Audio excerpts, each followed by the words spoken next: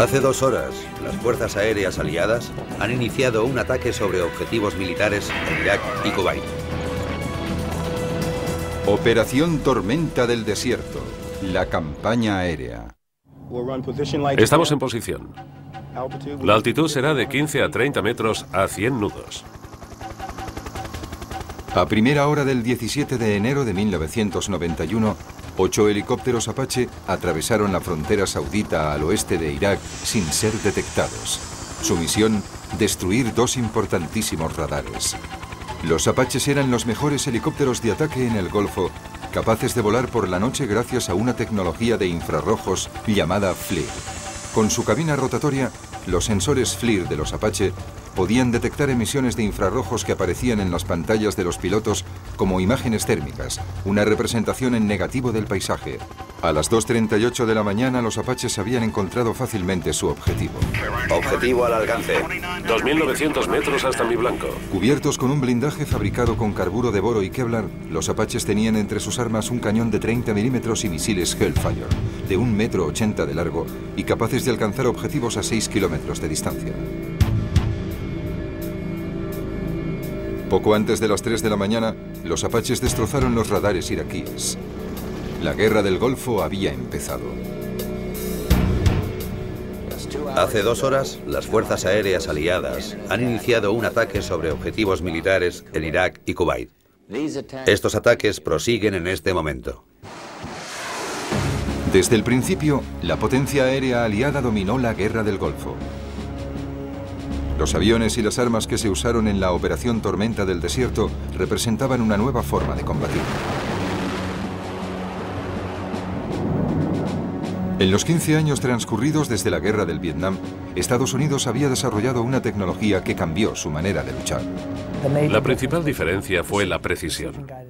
Armas guiadas con precisión. Y eso en la Guerra del Golfo quiso decir bombas guiadas por láser y misiles de crucero. Creo que la gente no estaba preparada para asumir que la tecnología funcionaba bastante bien, ni que eso sería una parte importante de la estrategia. Los acontecimientos que llevaron a la Guerra del Golfo empezaron 6 meses antes, cuando el presidente iraquí Saddam Hussein invadió y se anexionó Kuwait en agosto de 1990. Así, Irak controlaría el 20% del petróleo mundial, algo que a Estados Unidos le parecía inaceptable. Los que estén a favor de la resolución, por favor levanten la mano. Después de que Irak ignorase la fecha límite de la ONU del 15 de enero para retirarse de Kuwait, la coalición aliada lanzó un gran ataque aéreo contra Irak 2 días más tarde, el 17 de enero de 1991.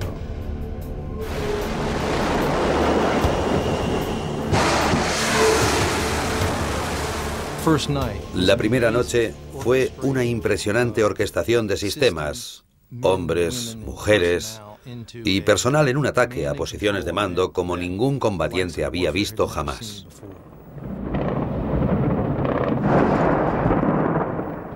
Los aviones aliados bombardearon los centros de mando, control y comunicación que Irak necesitaba para defenderse. Los objetivos que estamos atacando esta noche están situados por todo Irak y en Kuwait. Nos concentramos en la destrucción de las capacidades militares ofensivas de Saddam Hussein. Si había un objetivo, este era paralizar, aislar y controlar la capacidad de Saddam Hussein de responder militarmente a las operaciones de la coalición. Abría camino el indetectable caza F-117 Stealth. Sobre las 3 de la mañana, 8 de estos aviones sobrevolaron Bagdad, mientras los artilleros iraquíes llenaban el cielo de fuego antiaéreo. Las escenas que se vieron en Bagdad con miles de proyectiles disparados es la misma imagen de la frustración. Sabían que había algo allí arriba, sabían que caían bombas, pero no podían ver nada, así que disparaban a ciegas. La capacidad del stealth de volar sobre Bagdad sin ser detectado fue un gran salto en el combate aéreo. El secreto del stealth era que utilizaba diferentes tecnologías para pasar desapercibido, para contrarrestar la capacidad del enemigo de usar radares en contra nuestra. Usábamos tecnologías que reducían al mínimo la capacidad de detección de los radares iraquíes. Usábamos estructuras que absorbían las ondas de los radares, compuestas de materiales absorbentes, y también utilizábamos recubrimientos y otros tratamientos. La invisibilidad del F-117 tenía otra ventaja. El bombardero stealth podía llevar a cabo misiones en solitario. Antes del stealth, los aviones que llevaban los misiles tenían que ir custodiados por otros aviones, diseñados para suprimir las defensas aéreas del enemigo. Así que había un conjunto de aviones que tenían que apoyar a uno o dos, que eran los que iban a realizar el ataque. Pero con los F-117 iba todo incluido. Podían moverse con sigilo, lanzar su munición sobre un par de objetivos y volver sin ser detectado. Las armas usadas por los cazas stealth sobre Irak también eran las más modernas. Apuntando un rayo láser a un objetivo específico, el piloto del F-117 podía guiar su bomba de 900 kilos con una precisión absoluta sobre el objetivo. Así que ya no se lanzaban un montón de bombas con la esperanza de que alguna de ellas cayera sobre un objetivo militar, en una zona urbana o en mitad del desierto. Ahora se usaban bombas individuales contra objetivos individuales. En Bagdad, los F-117 bombardearon los más importantes centros militares, políticos y de comunicación. Llevamos la guerra hasta el mismo centro de Bagdad, allí donde estaba la estructura de poder, desde el primer minuto de la guerra. En otras zonas de Irak y de Kuwait, los F-117 bombardearon bases aéreas, puentes y almacenes de misiles Scud. En cuestión de minutos, los F-117 habían concluido sus misiones. Mientras aterrizaban en Arabia Saudí, los misiles de crucero Tomahawk ya estaban en el aire, en dirección a Bagdad. Los Tomahawk usados durante la Operación Tormenta del Desierto eran un arma terrestre de largo alcance, lanzados tanto desde buques como desde submarinos. Con sus programas de reconocimiento del terreno, los Tomahawk eran muy precisos, siendo la primera elección de la Armada contra objetivos bien defendidos. A las 3:06 de la madrugada, el primero de los 54 misiles cayó sobre la capital. Puedo informarles de que los ataques aéreos han dado comienzo. Los Tomahawks ya han empezado a impactar sobre la zona de Bagdad. Los Tomahawk de 900 kilos encuentran su camino gracias a un sistema de navegación basado en el relieve del terreno conocido como TERCOM. El TERCOM registra imágenes en 3 dimensiones de la superficie y las compara con mapas en 3 dimensiones del mismo terreno almacenados en la memoria del misil. Este sistema de mapas permitió a los Tomahawk volar a ras de suelo, a menos de 30 metros antes de alcanzar su objetivo.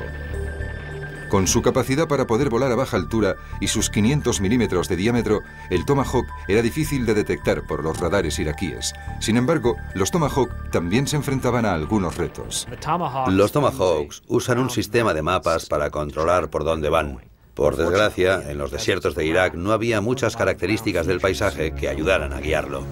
Entre el Golfo Pérsico, desde donde se lanzaban los Tomahawk, y Bagdad, había cientos de kilómetros de desierto estéril. Los Tomahawk, que necesitaban unas determinadas características del terreno para guiarse, tenían pocas referencias en Irak. Así que los programadores de los Tomahawk sugirieron usar las montañas Zagros al oeste de Irán, justo al norte del Golfo Pérsico, donde las características del terreno podían guiar a los misiles.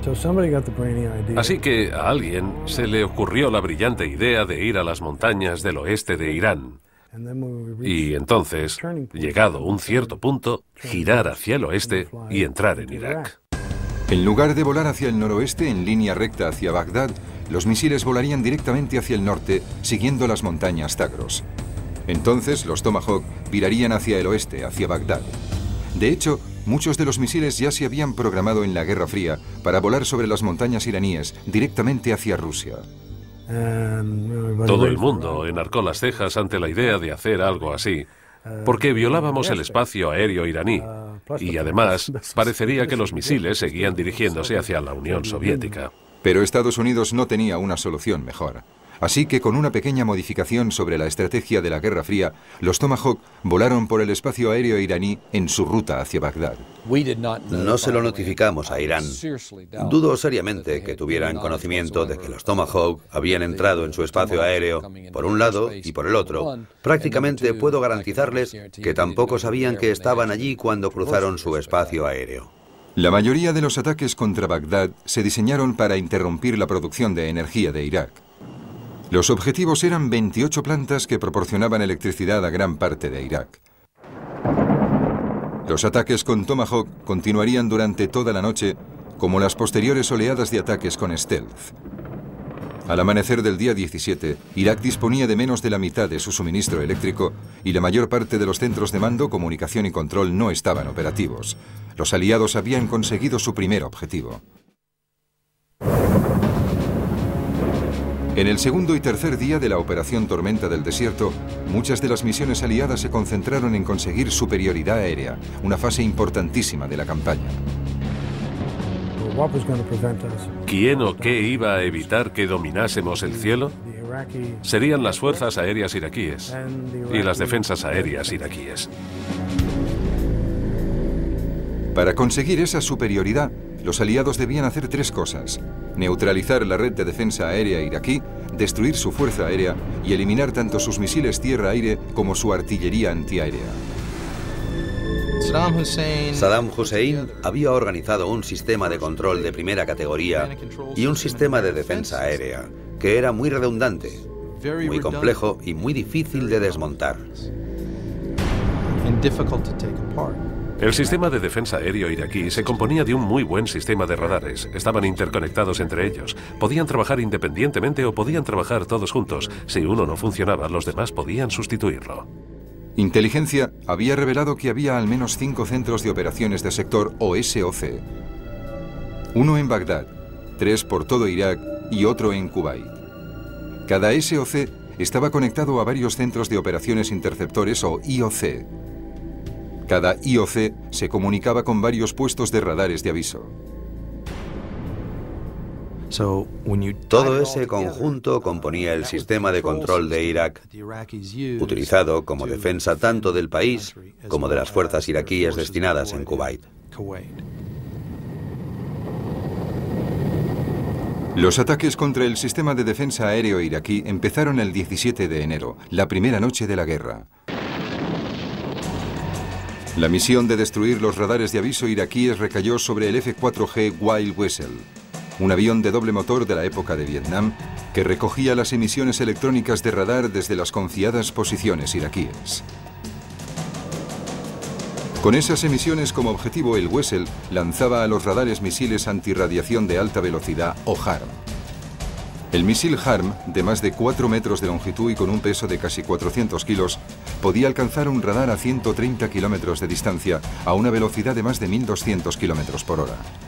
No solo destruyó varias instalaciones iraquíes, sino que además obligaba a las defensas de Irak a no poner en funcionamiento sus radares por miedo a ser atacados con esos misiles.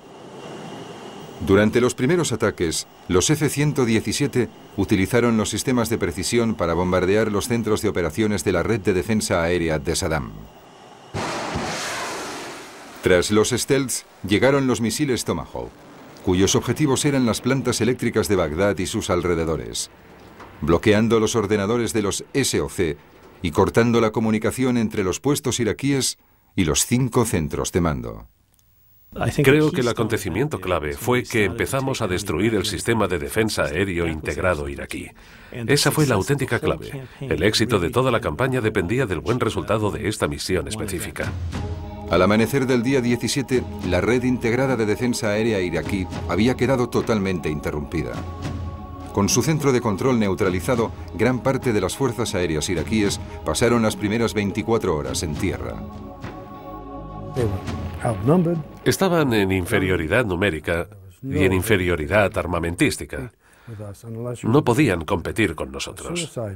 A no ser que fuese una misión suicida, no tenía sentido alguno despegar de las bases. Durante los siguientes días de la guerra, los pilotos iraquíes que se atrevieron a despegar se encontraron con patrullas aéreas de combate de cazas estadounidenses como los F-14 de la Marina. Famoso por la película Top Gun, el F-14 Tomcat era un avión supersónico de doble motor diseñado para atacar y destruir aparatos enemigos. Con posición variable de las alas, podía cambiar de una posición abierta, con unos 20 metros de envergadura, a una posición cerrada hacia atrás, con tan solo 11 metros, dándole al avión una gran capacidad de maniobra. Es un avión muy fácil de maniobrar. Tiene una posición variable de las alas, lo que le permite volar rápido cuando están desplegadas hacia atrás o despacio con las alas hacia adelante. Y tienes que poder volar tanto rápido como despacio y hacer giros cerrados para colocarte en posición de disparar al objetivo o librarte de los proyectiles que te disparen a ti. Con un radar avanzado llamado AWG-9, el Tomcat podía seguir 24 objetivos diferentes al mismo tiempo y disparar hasta 6 misiles a 6 objetivos distintos simultáneamente. Si los aviones iraquíes hubiesen despegado y hubiesen intentado luchar contra los Tomcat, probablemente los habrían destruido antes de entrar en su zona. Otro caza estadounidense que patrullaba el cielo de Irak era el Air Force F-15 Eagle, considerado el mejor caza del mundo.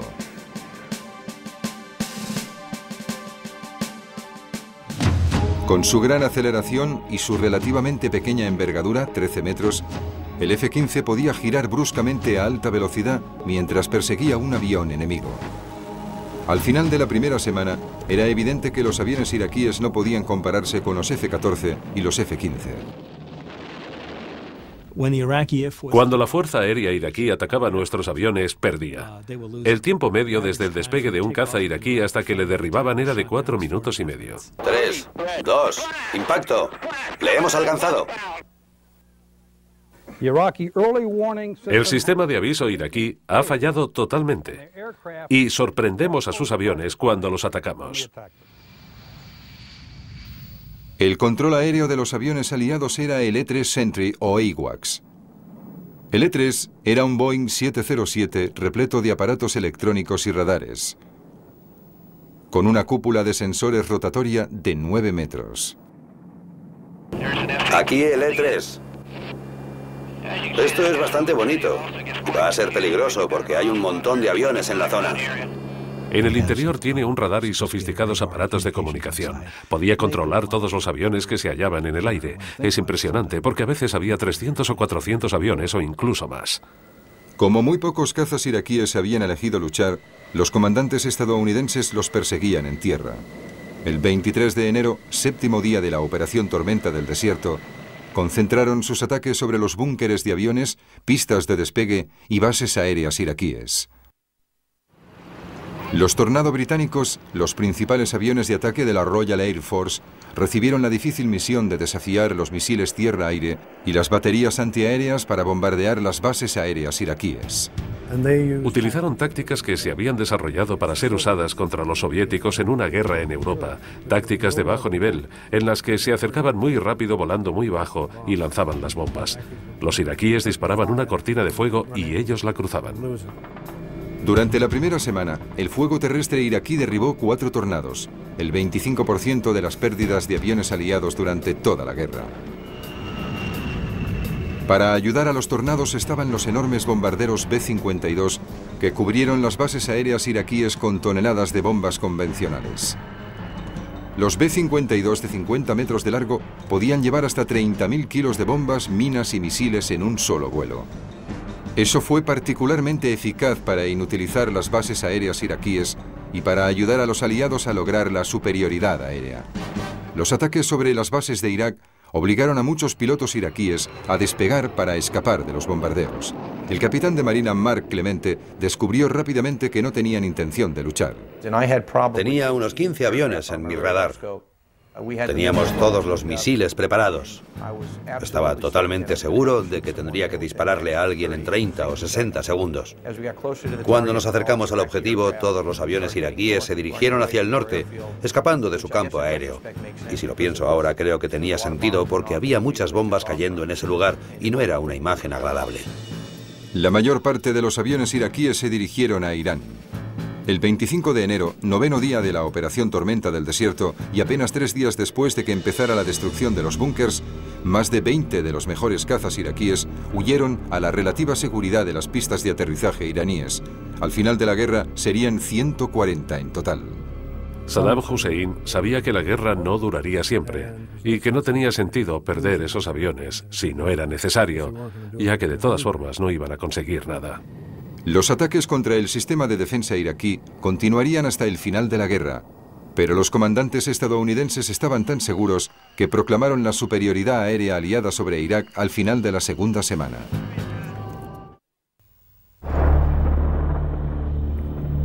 Saddam Hussein respondió a los bombardeos iniciales de la Operación Tormenta del Desierto disparando primitivos misiles llamados Scud contra Israel y Arabia Saudí desde el segundo día de la guerra.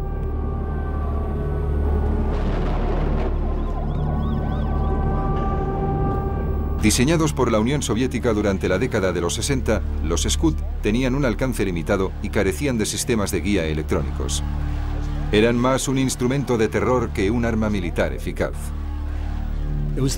Era la única arma que poseía Saddam que podía vencer a la coalición. ¿Cómo esperaba vencerla? Disparando tantos misiles como pudiera contra Israel, para intentar así que los israelíes entraran en la guerra. Saddam pensó que si Israel se unía a los aliados, el resto de naciones árabes abandonaría la coalición para no luchar junto a Israel. Así que desde el principio de la operación, destruir los Scud se convirtió en uno de los principales objetivos militares aliados y fue uno de los retos más difíciles para los estrategas aéreos de Riad. Además, soportaban la presión de saber que Saddam podía cargar sus Scud con agentes químicos. Había una gran inquietud, porque los Scud podían ser cargados con armas químicas. Saddam había usado estas armas químicas contra los rebeldes en su país. Había destruido un pueblo en la década de los 80 mediante un ataque químico. Nadie tenía dudas en Tel Aviv, en Washington o en cualquier otro lugar de que Saddam tenía ese as en la manga.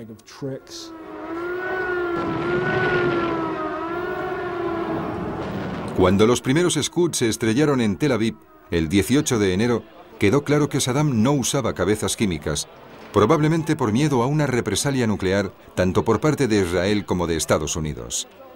Sin embargo, los Scud causaron muertos y heridos, además de costar millones de dólares en daños materiales. Un día después de los ataques con misiles Scud, los estrategas militares creyeron que habían encontrado la solución al problema. Apuntaron un misil antiaéreo Patriot hacia un Scud que se dirigía a Arabia Saudí.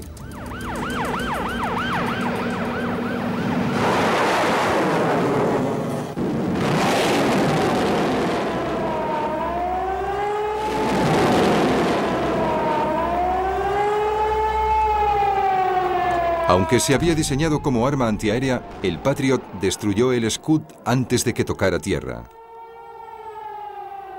Con programas adicionales y una modificación en la cabeza del misil, el Patriot PAC-2 se convirtió de la noche a la mañana en un cazador de Scud. El éxito del Patriot ya es conocido por todos. Hasta ahora tiene un 100% de efectividad. De 33 ataques se han producido 33 destrucciones. La afirmación desde el principio, cuando se lanzaron los Patriot por primera vez, fue que eran perfectos. Pero en realidad no tenían nada de perfectos.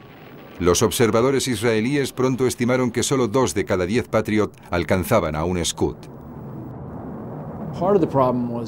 Parte del problema era que los Scud estaban tan mal fabricados que se rompían durante el vuelo. Se separaban en 3, 4, 5 o más partes. Para el misil Patriot que intentaba entender qué ocurría, a Mach 6 o Mach 7, a muchos kilómetros por encima de la Tierra, diferenciar las piezas de los Scud que caían de la cabeza era una tarea muy confusa. Mientras los Patriot perseguían las piezas de los Scud, los comandantes estadounidenses recibían fuertes presiones de la Casa Blanca para destruir las lanzadoras móviles que disparaban los Scud. El comandante de la coalición, Norman Schwarzkopf, se enfadó por la intervención de Washington, ya que creía que el Scud era un arma militarmente insignificante. Francamente, me daría más miedo estar en una tormenta eléctrica en el sur de Georgia que estar en las calles de Riad mientras caen los Scud. Si te da, pero el porcentaje de acierto es mucho menor. Sin embargo, Schwarzkopf destinó el 20% de la potencia aérea aliada a la persecución de los Scud para mantener a Israel al margen de la guerra.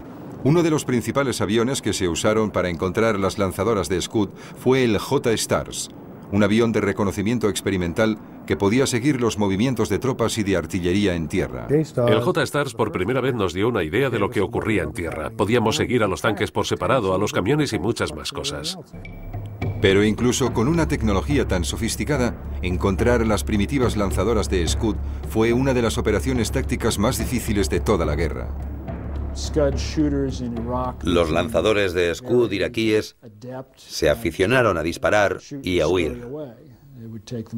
Tardaban unos 20 minutos en preparar las lanzadoras, disparar, mirar cómo despegaba el misil y desaparecer en la oscuridad. La dificultad de identificar las lanzadoras de Scud quedó patente el 28 de enero cuando el comandante Buster Glosson mostró un vídeo de lo que había identificado como lanzadoras de Scud siendo destruidas. Voy a situarles en la cabina de un avión de ataque aire-tierra. Hay un total de 11 vehículos en esta zona. Todos ellos están cargados con misiles Scud, como pueden ver. Estos ya han sido disparados. Pero resultó que los objetivos no eran lanzadoras de Scud. Bueno, agentes de la CIA estaban viendo esta conferencia de prensa y mirando la cinta de vídeo, que no habían visto antes, y rápidamente se dieron cuenta de que no eran lanzadoras Scud móviles.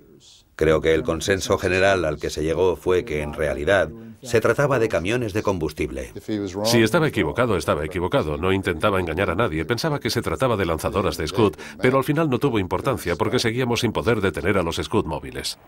El desconocimiento de la localización de los Scud móviles subrayó la dificultad de la misión. Era una zona inmensa para buscar, y sin alguna pista de inteligencia, ni datos sobre dónde podían estar esos sistemas móviles, era muy difícil llegar hasta las lanzadoras antes de que pudieran disparar y esconderse en otro sitio. No fue una campaña que marchara muy bien. Lo que podemos decir que sí funcionó fue que disminuimos la cantidad de lanzamientos de Scud de un promedio de 10 diarios a solo 1 al día. La incapacidad de eliminar los Scud condujo a uno de los peores desastres de la guerra. El 25 de febrero, un misil Scud impactó contra unos barracones estadounidenses en Daran, Arabia Saudí, y explotó en una gran bola de fuego que mató a 28 soldados. Hay 53, seguro. Era mi unidad, y ya no están.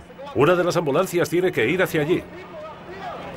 El sistema de misiles Patriot, que debía detener a los Scud, no estaba operativo en ese momento, permitiendo al Scud volar sin ser detectado.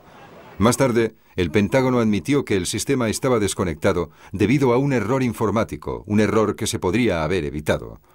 Según los expertos israelíes, el reloj interno de los Patriot debía ser reiniciado cada cierto número de horas, o el Patriot no podría distinguir sus objetivos. En Daran, ese programa no se había reiniciado en 4 días. Los Patriot habían acumulado suficientes errores en su cerebro informático como para estar mirando una zona a 700 metros de la que en realidad deberían haber estado controlando. Miraban y miraban, pero no veían nada. Veían el cielo despejado y no dispararon. A pesar del desastre de Daran, el Pentágono estimó que el sistema defensivo de misiles Patriot había salvado miles de vidas. Tenemos que decir que el Patriot consiguió 2 objetivos importantes. De algún modo demostró que hasta un cierto punto la defensa ante los misiles era posible y que un sistema de armas que no se había diseñado ni construido particularmente para derribar un misil balístico tenía la capacidad de hacerlo con cierta eficacia. Pero lo más importante que logró el misil Patriot fue convencer a los israelíes de que no tenían que tomar represalias. Pero la caza de los Scuds no era una prioridad importante de la campaña aérea. Eliminar la amenaza química, biológica y nuclear de Saddam sí lo era.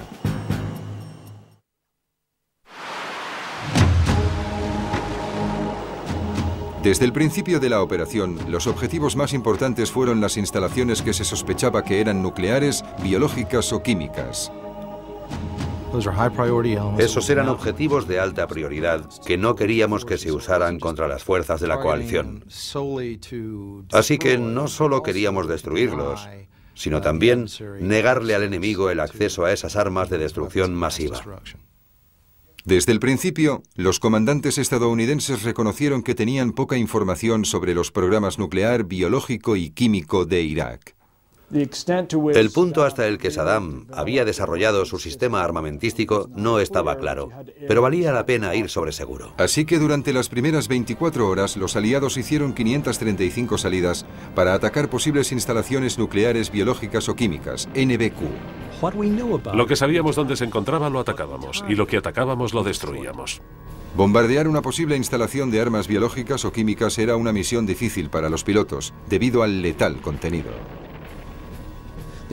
El problema de destruir armas, esporas o almacenes de armas químicas o biológicas es el impacto que ese material puede tener sobre la población en general, o incluso sobre tus propias tropas, cuando éstas realicen ataques. Así que se eligió a los cazas stealth para llegar hasta los posibles objetivos NBQ. El plan de ataque ordenaba una secuencia de bombardeos en que los F-117 Stealth, que eran los que tenían más precisión para lanzar una bomba sobre un objetivo, debían acercarse y destruir esos edificios de cemento. Las bombas guiadas por láser atacaban las zonas de almacenamiento y con suerte hacían estallar los agentes o las municiones que había en su interior. Las bombas serían seguidas por los F-111, que llegarían con bombas de racimo que convertirían los escombros destrozados en una pira ardiente, en la que el terrible calor consumiría gran parte de los agentes biológicos. Y la luz del sol destruiría el resto. Eso era lo que planeaban hacer. Destruyeron una serie de objetivos siguiendo esa secuencia, que resultó ser bastante efectiva. Todo lo que lanzamos, lo que disparamos, los cazas, todo ha salido según lo previsto. Me cuesta creer que Saddam pueda durar un tiempo indefinido. Según los oficiales estadounidenses de la época, ese tipo de bombardeo era muy efectivo contra los objetivos que conocían. Los misiles inteligentes y los misiles de crucero han destruido parte de las instalaciones de armas químicas y biológicas, al igual que los aviones que les hemos enseñado. Más de la mitad de esas instalaciones han sufrido daños graves o han quedado totalmente destruidas. Tenemos la completa seguridad de que hemos devastado más de 11 áreas de almacenamiento químico y biológico y también hemos destruido o dañado gravemente 3 instalaciones de producción de armas químicas y biológicas. Continuaremos con ataques implacables sobre esos terribles sistemas de armas. Pero en retrospectiva, esa afirmación resultó ser inexacta. No está claro que destruyésemos ninguna instalación de armas biológicas en Irak, porque no sabíamos dónde estaban esas armas durante la guerra. Y la ONU descubrió tras la guerra que en ninguna de las instalaciones de armas químicas que bombardeamos en los campos aéreos y otros lugares, búnkeres refrigerados que sospechábamos que eran armas químicas o biológicas, en ninguna de ellas se habían almacenado.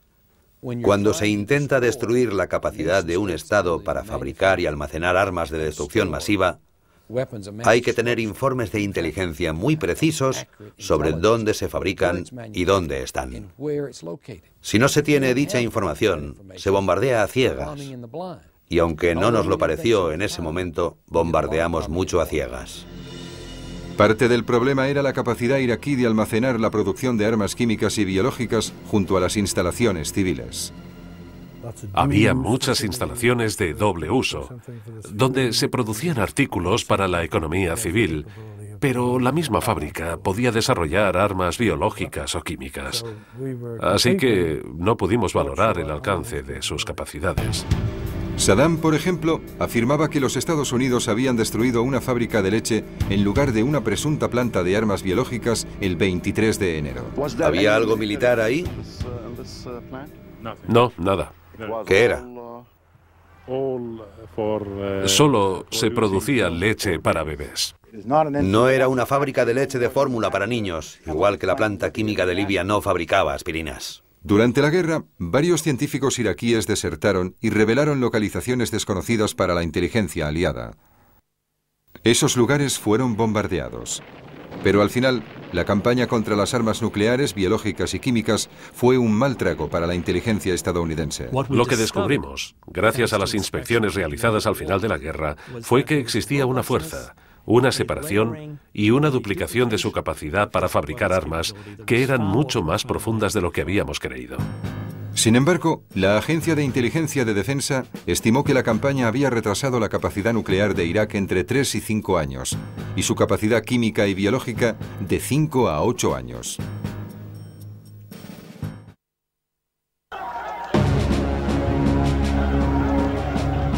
A principios de febrero de 1991, 3 semanas después del inicio de la campaña aérea, los comandantes estadounidenses de Riad aumentaron los ataques sobre las fuerzas de tierra iraquíes tanto en Kuwait como en Irak.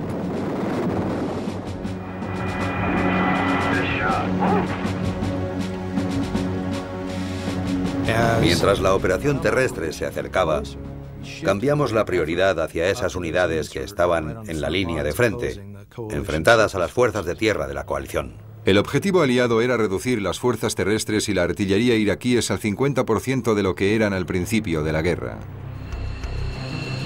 Los F-15, los Tornado británicos y los F-117 tenían como misión interrumpir el flujo de comida, armas y munición que iba de Irak a los miles de soldados que había en Kuwait.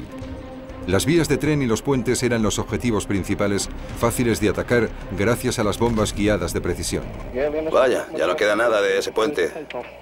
El primer vídeo muestra un puente de ferrocarril. Tienen una red de vías muy limitada y si podemos destruir un puente marcará la diferencia. Hemos intentado atacar cerca de la costa porque es la zona más difícil de reparar, donde se causan mayores daños. Ese es un extremo del puente. Ahora verán el mismo puente atacado por el otro extremo.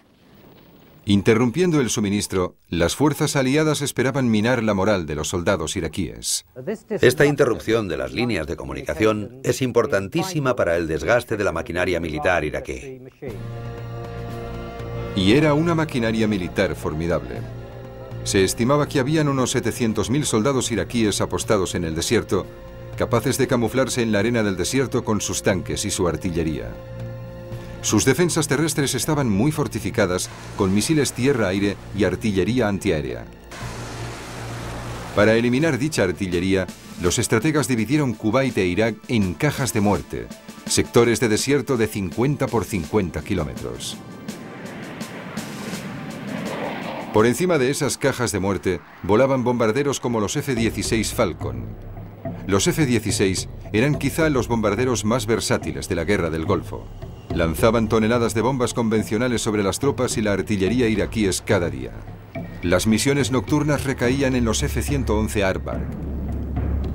Diseñados como aviones tácticos de alta velocidad en los 60, los F-111 utilizaban sensores de calor por infrarrojos para encontrar los tanques iraquíes escondidos en la arena. Plasma caliente. Buscaron en su zona y se dieron cuenta de que los blindajes iraquíes enterrados en la arena irradiaban calor, y este no se disipaba tan rápido como el de la arena que los rodeaba. Así que lo que parecía un desierto de dunas tenía un montón de puntos donde los tanques iraquíes habían sido enterrados. Buen tiro. A esta técnica, los pilotos aliados la llamaban tiro al tanque. Otros aviones que usaban imágenes térmicas para encontrar los tanques eran los F-15 Eagle y los A-6E Intruder, los aviones de ataque de la Marina con radares de seguimiento del terreno y láser autónomo. Quizás el destructor de tanques más temible fuese el helicóptero Apache. He ido siguiendo una columna de tanques y les he arruinado el día a unos cuantos. Creo que no vieron los Apache y cuando los Hellfire les dieron, no sabían de dónde habían salido. Un caos total. Sí, desorden, caos total. El helicóptero era tan temido que un grupo de soldados iraquíes se rindió ante él en lugar de enfrentarse a sus misiles Hellfire. Nos están mirando todos. Parece que se rinden. Vamos a acercarnos un poco más, pero parece que se van a rendir. Otro buen destructor de tanques era el avión menos técnico que había en el aire, el A-10 Thunderbolt. Con su potente fuselaje, el A-10 podía sobrevivir al duro fuego terrestre mientras volaba bajo y lento buscando tanques. Diseñamos el avión con un fuselaje muy resistente, blindado. Los motores se colocaban en una posición que los dejaba detrás para que no sufrieran grandes daños cuando se elevaban desde el suelo, desde sus objetivos. El Thunderbolt estaba equipado con un cañón de 30 milímetros que disparaba una carga de uranio empobrecido.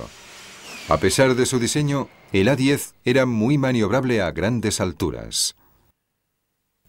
Ya se ha probado en combate, ya se ha puesto a prueba y es un auténtico caballo de guerra. El Warhawk no fue el único éxito inesperado contra las tropas terrestres iraquíes.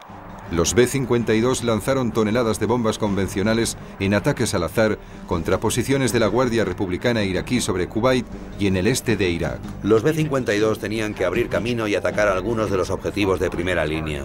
Era como abrir vías para que los blindados estadounidenses pudieran pasar.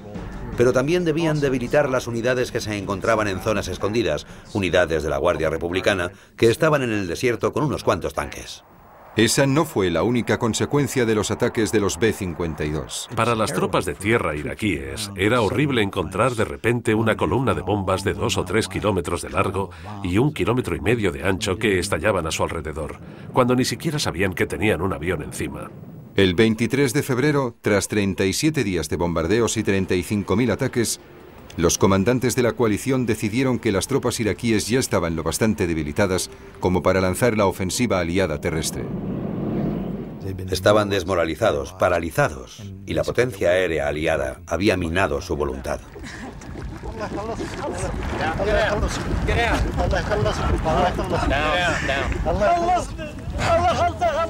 Según los oficiales aliados, la campaña aérea había llevado a Saddam Hussein a esconderse bajo tierra, inutilizado las infraestructuras del país y convertido al ejército de Irak en virtualmente inofensivo. Las fuerzas aéreas aliadas ganaron la guerra. La potencia aérea triunfó en la guerra. No es que la guerra terrestre no fuera importante para echar al ejército iraquí de Kuwait, pero la potencia aérea fue el brazo dominante de la batalla y el principal instrumento militar usado en la guerra del Golfo. La campaña aérea de la Guerra del Golfo cambió la opinión de Estados Unidos sobre el uso de la potencia aérea.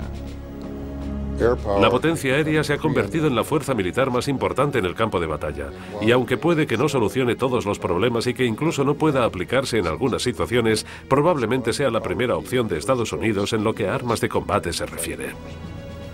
La campaña aérea y el salto exponencial de la tecnología también habían modificado la percepción de la guerra. La campaña aérea de la Guerra del Golfo cambió las expectativas que tenía la gente, que tenían los estadounidenses, sobre el desarrollo de la guerra. Querían que fuese corta, que fuese decisiva y que tuviera la menor cantidad de bajas posible en ambos bandos. Y en la Guerra del Golfo demostramos que podíamos hacerlo.